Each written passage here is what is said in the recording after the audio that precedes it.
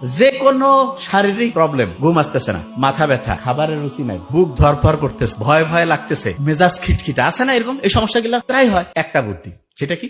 সেটা হচ্ছে আমাদের গোটাল শরীরে লক্ষ লক্ষ কোটি কোটি নার্ভ আল্লাহ রাখছে। তার মধ্যে একটা নার্ভের কন্ট্রোল একটা মাত্র আল্লাহ আমাদের হাতে দিছে।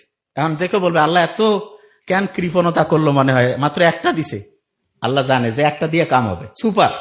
কিরকম? ওই নার্ভটা যদি আমি শান্ত করি, ও মুহূর্তের মধ্যে লক্ষ লক্ষ লক্ষ লক্ষ কোটি কোটি নার্ভ সবগুলো শান্ত করবে। খেয়াল করেন তো, একটু আগে কি বলছিলাম? সেন্টারে একজন যদি ভালো হয় সব ভালো হবে, একটা নার্ভ যদি শান্ত হয় সব শান্ত হবে, একটা যদি অশান্ত হয় সব অশান্ত হবে। এখন অনেকে বলতে পারে যে ভাই ওই নার্ভটা শান্ত করার বুদ্ধি কি? খুব সহজ একটা বুদ্ধি আছে, সেটা বলবো।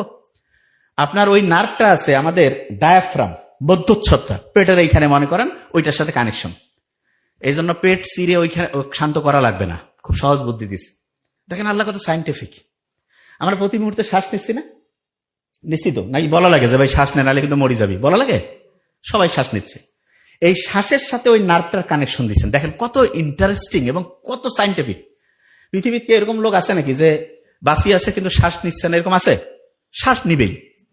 আপনার কাজটা কি জানেন? যখন এরকম যে কোনো টেনশনের অবস্থায় পড়বেন, কিচ্ছু না, 3 থেকে 5 বার 10 বার বুক ভরে শ্বাস নিবেন, ধরে রাখবেন, ছাড়বেন। একটু করেন তো, এখনই ভালো লাগবে।